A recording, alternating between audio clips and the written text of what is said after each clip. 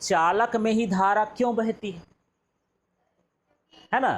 तो देखिए धातुओं में, धातुओं को चालक माना जाता है। धातुओं में जो प्रवाह होता है वो किसके कारण होता है, स्वतंत्र इलेक्ट्रॉन के कारण।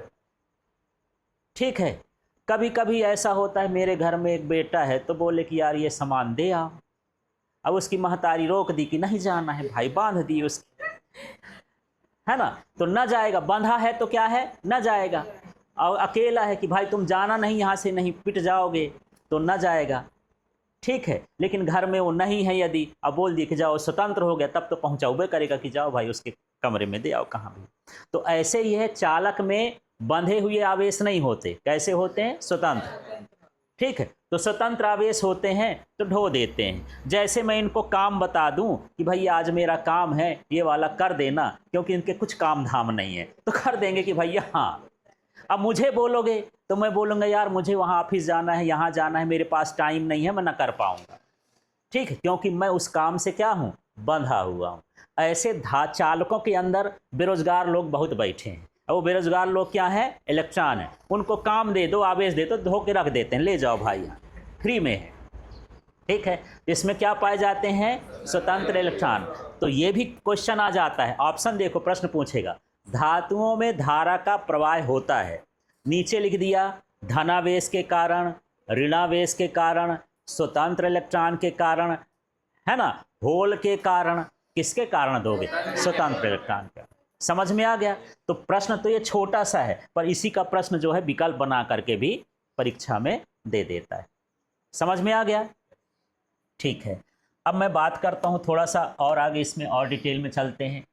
जो विद्युत अपघट्य होते हैं उनमें धारा का प्रवाह किससे होता है, धनात्मक और ऋणात्मक आयनों से। पर विद्युत अपघट्य होता क्या है। ठीक है, विद्युत अपघट्य जो है बिगड़ा हुआ इंसान है, जब उसको किसी का साथ मिलता है तो बिखर जाता है, अलग अलग हो जाता है। जैसे यहाँ पर देखो NaCl, नमक जानते हो, गांव में लून भी बोल देते हैं। हाँ, ये लून है, ठोस है तो ये नमक है। ठीक है, इसमें यहाँ से करंट छुआ दो और यहाँ छू लो, मारेगा, नहीं मारेगा। ठीक है, अब देखो एक शुद्ध पानी ले लेता हूँ, इस पानी का, शुद्ध पानी का मतलब ऐसा नहीं कि देखने से शुद्ध है, बढ़िया क्लियर कांच जैसे दिखता है, ऐसा नहीं। शुद्ध का मतलब उसमें क्या है, H2O है, इसके अलावा उसमें कुछ नहीं मिला है। अब यहाँ करंट लगाऊं और यहाँ हाथ डाल लूं, मारेगा, नहीं मारेगा। ठीक है, अच्छा अब ये ट्राई मत कर लेना कि सर तो बोले हाँ टेस्ट कर नहीं, कल आने लायक ना रह जाओगे। देखो मैं यहाँ पर कंडीशन लगाया हूँ कि पानी कैसा है, शुद्ध है।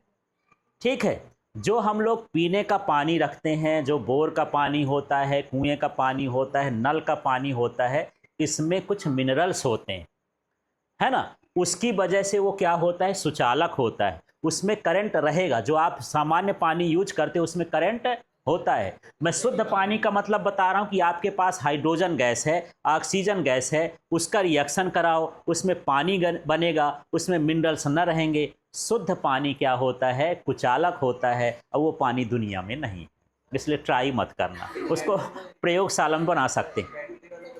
हाँ नहीं, वो डिस्टिल्ड वाटर है, उसमें भी एसिड मिला रहता है, उसमें भी थोड़ी मात्रा में क्या मिला है, एसिड। शुद्ध पानी नहीं है। शुद्ध पानी तभी बनेगा जब हाइड्रोजन और ऑक्सीजन रिएक्शन करके बनाएंगे और कोई चीज़ उसमें न मिली हो।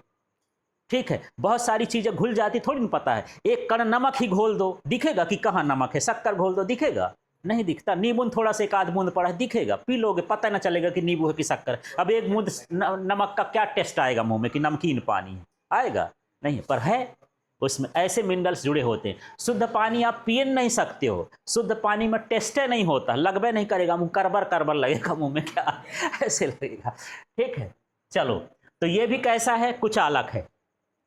ठीक है, ना ये करंट बहा रहा है, ना ये करंट ठोस में बहा रहा है। जैसे इसके भीतर गया, इसका तो बिगड़ ही गया, मौसम ही बेकार हो गया, छोड़ देता है साथ, है ना। Na अलग हो गया पानी के साथ प्लस, और Cl क्या हो गया, माइनस हो गया।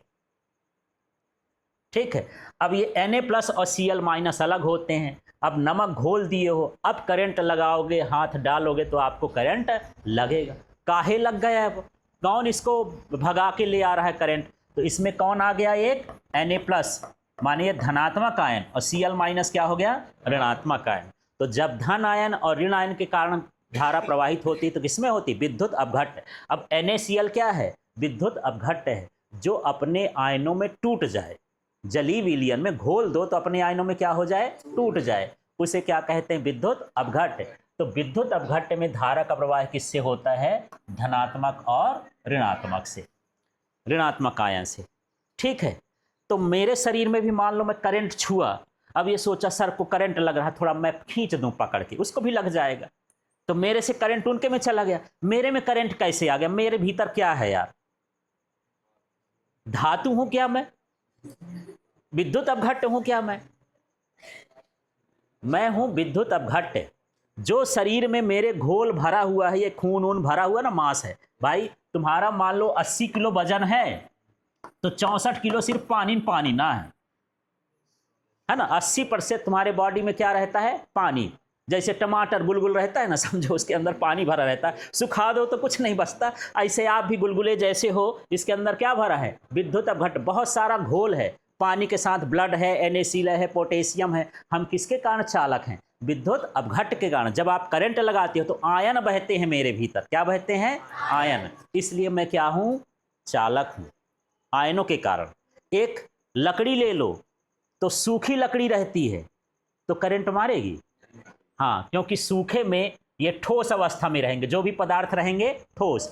और जैसे गीला हुआ तो उसके आयन क्या हो जाएंगे? अलग। अब वो करंट बहाएंगे। अब गीली लकड़ी करके देख लेना, है ना। तो गीली लकड़ी में करंट लगता है, किस वजह से लगता है? विद्युत अपघट्ट की वजह से। एक आदमी है, यदि वो बहुत दिन से मरा पड़ा है, सूख गया है, अब उसमें करंट लगाओगे, अब छुओ, करंट आपको नहीं लगेगा। विद्युत अपघट्ट बचे नहीं, सब सूख तो गया। जिंदा आदमी तो बहुत लग जाएगा, मरा आदमी भी सूखा हो तब की बात बोल रहा हूं। गर्मी में घाम में रख दो, सुखा दो अचार जैसे। ठीक है। अब गैसों में देखो, गैसों में धनात्मक आयनों के कारण धारा प्रवाहित होती है। कई बार सुने हो यार, अभी तो मैं पेपर में पढ़ रहा था, एक व्यक्ति को सीट नहीं मिली, सोचा ट्रेन के ऊपर बैठ जाऊं, तार तो ऊपर है, अब ये ट्रेन का डिब्बा है और जो बिजली वाली तार ऊपर खींची रहती ना ट्रेन वाली, वो यहाँ पर बैठा है, इससे लगभग 1-2 मीटर दूर है। उसको लगता है मेरे से दूर है, करंट तो लगबे ना करेगा। पर पानी गिर रहा था या थोड़ा सा नमी थी, ठंडी का समय था, कोहरा टाइप का था, ये इसको खींच लिया। अब जैसे खींचा, पाउडर बना दिया, भूसा। उसका क्या बन गया? भूसा, पाउडर बन गया, धुआं धुआं करके हो गया। ऐसे खींच लेता है तो उसके बीच में करंट कहां से आ गया? तार ये है, आदमी ये है, इसके बीच में ना चालक है ना विद्युत अपघट्ट है, खींचर कैसा गया? है ना। तो जो हाई वोल्टेज होता है उसके आसपास की हवा भी क्या हो जाती है? चालक। क्यों चालक हो जाती? गैसें भी चालक होती हैं धनात्मक आयन की वजह से। जो आपकी टावर लाइन जाती है, मोटी मोटी तार जाती है, उसके नीचे खड़े हो जाओ, आपको चट चट चट की आवाज आती। उसके आसपास यदि आप तार से इतना दूर भी हो, तार से वो आपको क्या कर लेगी? खींच लेगी। गलती से भी मत सोचना कि तार दूर है मेरे से, तो 2 पुरसा दूर है अभी, है ना, वो खींच सकती है तुमको। उसके आसपास की हवा क्या होती है? चालक। और उसमें क्या होता है? धनात्मक आयन। ठीक है। तो यहाँ पर 3 चीजें आप समझ गए होंगे कि धातुएं क्यों चालक होती हैं, उसमें क्या पाए जाते हैं? स्वतंत्र इलेक्ट्रॉन। ठीक है। दूसरी बात करता हूं कि यहाँ पर जो है विद्युत अपघट्ट किसके कारण चालक होती है? धनात्मक और ऋणात्मक आयन। और गैसें किसके कारण चालक होती हैं? धनात्मक आयन के कारण। अब धारा प्रवाह के लिए जरूरी क्या है? तो ये बताओ, मैं यहाँ पर थोड़ा सा पानी रख दूं, थोड़ा सा, अब ऐसे रख ही रहूं तो पानी इधर उधर जाएगा क्या? वहीं वहीं गोला बना, और टणका दूं ऐसे तो लुढ़क जाएगा, ऊपर नीचे हो गया। ऐसे होता है कि ये सेल है, इसमें एक प्लस बनाया गया है, एक में क्या बनाया गया है? माइनस। माने एक तरफ ज़्यादा हो, एक तरफ क्या हो? कम हो, तब ना कोई चीज़ बहेगी। इसको बोलते हैं विभवांतर। धारा का प्रवाह तभी हो सकता है जब उसमें क्या लगा हो, विभवांतर। तो मुझे ये बताना, एक चिड़िया है और वो तार में बैठी है, खंभे वाली तार में, समझ, मान लो ये खंभा है, खंभा समझ गए, बिजली वाला खंभा जिससे आप कनेक्शन लेते हो, और यहाँ पर 4 ठो ऐसे ऐसे तार लगी, ठीक है। ये तो न्यूट्रल होती है, फेस 1 होता है, फेस 2 होता है, फेस 3 होता है। इसमें एक जो है चिड़िया बैठी हुई है यार, ये बैठी रहती है, पता नहीं चूहा जैसे तो बन गया, चिड़िया है मान लो, है ना, ये नहीं मरती है, ठीक है। और यहीं पर एक ठो बंदर आ जाए और ऐसे ऊपर और नीचे छुबर जाए, वो तो मर जाता है यार। या चमगादड़ हो तो वो झूलती है, उल्टा लटकती है, बेचारे से बनता नहीं, ऊपर वाले ने ऐसे सिस्टम में बनाया, एकदम सीधा खड़े नहीं रह सकते, वो ऐसे करा और नीचे आके छू जाती, वो भी मर जाती। और चिड़िया नहीं मरती, सिस्टम चिड़िया में भी वही है और चमगादड़ में भी वही है। हाँ देखो, मैं अभी बताया कि धारा प्रवाह के लिए क्या होना जरूरी है, विभवांतर। जब चिड़िया एक तार में बैठती है तो वो 220 वोल्ट भर है, विभवांतर नहीं है। लेकिन जब वो इसमें भी छू जाती है तो मान लो ये 200 वोल्ट हो गया, तो कितने का अंतर हो गया, 20 वोल्ट का। करंट बहने के लिए कम से कम कितनी तारों की जरूरत है, 2 तार। बिना 2 सिरे के होता ही नहीं भाई। ये करंट है, भला इसमें प्लस है, भला लगा के करंट पास कर दो, होबे न करेगा। इसको भी चाहिए माइनस, तो करंट बहाने के लिए क्या चाहिए, प्लस माइनस 2 सिरे चाहिए। माने एक उच्च विभव का, एक चाहिए निम्न विभव का। यहाँ तार लगाते हो, प्लग में 2 पॉइंट होते हैं, एक फेस का, एक क्या, न्यूट्रल का। ये क्या देता है, विभवांतर। तो धारा प्रवाह करने के लिए जरूरी क्या है, विभवांतर, ठीक है। तो मेरे पास यही भर है, इसमें करंट बहेगा, इलेक्ट्रॉन तो है यार, इलेक्ट्रॉन चल भी रहे हैं इसके भीतर, भले दिख नहीं रहे हैं। मान लेना आज मेरा कहना, फिर बड़े होके देख लेना इलेक्ट्रॉन माइक्रोस्कोप, इसके भीतर कौन घुसे हैं, इलेक्ट्रॉन, और लगातार चल रहे हैं, ठीक है, ऐसे ऐसे हिलते डुलते, ठीक है। तो करंट आना ना चाहिए यार, इलेक्ट्रॉन का बहना क्या कहलाता है, करंट, ठीक है। पर ये एक दिशा में नहीं है। जैसे मैं यहाँ चले जाऊँ तो किसी का मुंह उधर, किसी का मुंह उधर, किसी का मुंह उधर, अंट संट बैठ के अपना टाइम पास कर लोगे। और जैसे आया बोले इधर देखो तो देखोगे, एक दिशा में हो जाते हो। तो जो विभवांतर आता है ना, उसका मालिक है, उसको बोलता है कि भैया अब तुम सीधे साधे हो जाओ, नहीं है ना, तभी तुम्हारे दिमाग में कुछ घुसेगा, नहीं ना घुसेगा। तो यहाँ पर यही भी बोलता है कि जब तक चालक के अंदर विभवांतर न लगाओगे, धारा का प्रवाह नहीं होता है, ठीक है। यहाँ पर देख लेते हैं, समझना। ऐसी युक्ति जो परिपथ में निरंतर आवेश प्रवाह करती है उसे क्या कहा जाता है, विद्युत वाहक बल। और धारा प्रवाह के लिए जरूरी क्या होना चाहिए, जब तक विभवांतर नहीं होगा धारा का प्रवाह नहीं होगा। मैं यहाँ पर बोल रहा था कि चमगादड़ जब आती है तो नीचे भी टच हो जाती है, ठीक है। और यहाँ पर ये जो बंदर है वो भी नीचे टच हो जाता है 2 तारों में। तो सोचोगे सर हम ही एक तार में झूल जाते हैं, एक तार में झूलेंगे तो तुमको करंट ना मारेगा। सर तो बोले एक तार में जाओगे तो करंट ना मारेगा, ठीक है। तो देखो हमारा शरीर थोड़ा विद्युत अपघट्ट वाला है, आसपास की जो हवा होती है वो हमारे संपर्क में आती है तो वो भी चालक हो जाती है। तो अपने में ट्राई मत करना, उनका शरीर थोड़ा सूखा रहता है, ठीक है। फिर भी जो लोग जैसे बिजली का काम करते हैं तो हाथ से तार छीन लेते हैं, करंट वाली तार को भी, नीचे जूता वूता पहने रहते हैं, क्योंकि उनका संपर्क धरती से नहीं होता। धरती से होने पर विभवांतर उत्पन्न हो जाता है। विभवांतर होबे न करेगा तो धारा नहीं बहेगी, ठीक है। ऐसा तो धारा बहाने के लिए क्या जरूरी है, विभवांतर। अब विभवांतर मिलेगा कहाँ से, विभवांतर मिलता है इनसे, इनको बोलते हैं विद्युत वाहक बल का स्रोत। इसमें एक ठो प्लस सिरा बना होता है, एक क्या बना होता है, माइनस। या जनरेटर है वो भी क्या दे रहा है, विभवांतर। आप बोलते हो यहाँ करंट 220 वोल्ट आ रहा है तो 220 वोल्ट का इसमें क्या है, विभवांतर। इसमें लिखा है 1.5 वोल्ट तो 1.5 वोल्ट इसका क्या कहलाया, विभवांतर। समझ में आ गया। तो देखो जो ऐसी युक्ति जो परिपथ में निरंतर आवेश का प्रवाह करती है उसको क्या कहते हैं, विद्युत वाहक बल का स्रोत। ये सेल भी हो सकता है, बैटरी भी हो सकता है, जनरेटर भी हो सकता है। जब तक इसका जी चलेगा आवेश देगा, और जहाँ देता रहेगा तो ये स्रोत कहलाएगा, और जहाँ देना बंद फ्यूज हो गया, इसका काम गड़बड़ हो गया मामला, ठीक है ना।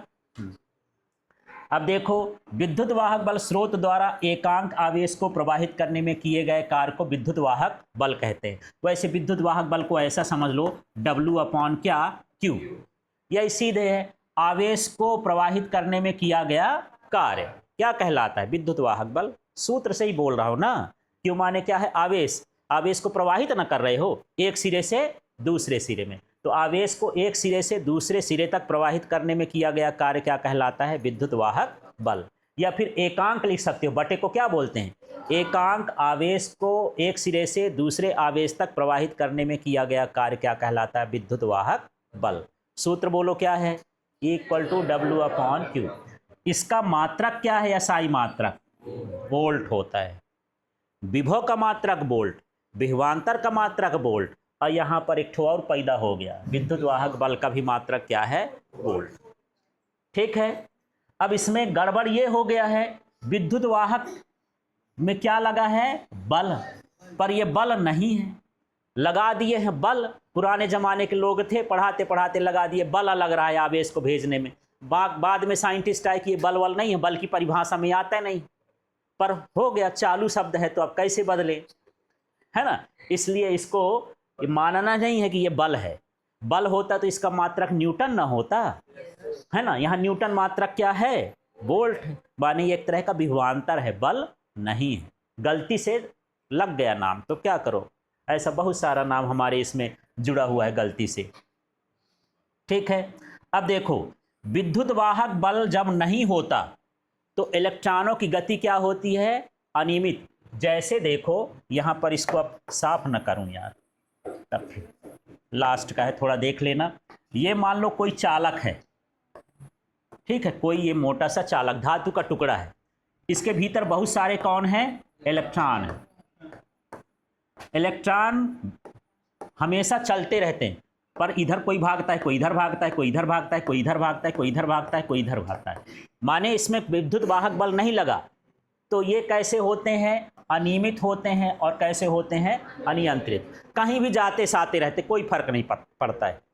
जैसे यहाँ मान लो भीड़ में आए हो और कोई नेता बोलता है कि चलो यार वहाँ पर हमको जाना है, यदि कोई नहीं बताएगा ना क्या करना है, कहे आए हैं, ऐसे ऐसे पूछते रहोगे, वहीं वहीं घूमते रहोगे, फिर इंतजार करोगे कौन आ रहा है। जैसे बोले सर आ गए कि चलो यहाँ खड़े हो जाओ, ठीक, अब खड़े हो बहुत देर से, कहाँ जाना है सर, कहाँ जाना है, आप तो यहीं वहीं मटकोगे या कुछ कहीं ना जाओगे, अब आएंगे वो नहीं, लाइन लगाओ यहाँ से जाओ, जब बोलेंगे तब जाना चालू कर दोगे। बस यही है, इलेक्ट्रॉन तो हैं, हिलडुल तो रहे हैं, पर जा कहीं नहीं रहे। कब, जब विद्युत वाहक बल नहीं है। और जैसे विद्युत वाहक बल लगाओगे, एक सीधी लाइन में क्या होने लगते हैं, चलने लगते हैं। अब क्या बहने लगी, धारा। तो विद्युत बल के अभाव में इलेक्ट्रॉनों की गति कैसी होती है, अनियंत्रित होती है, अनियमित होती है, अनकंट्रोल्ड होती है, इरेगुलर होती है। लेकिन जैसे ही विद्युत वाहक बल लगाते हैं, ये निश्चित दिशा में क्या होने लगते हैं, चलने लगते हैं। ठीक है।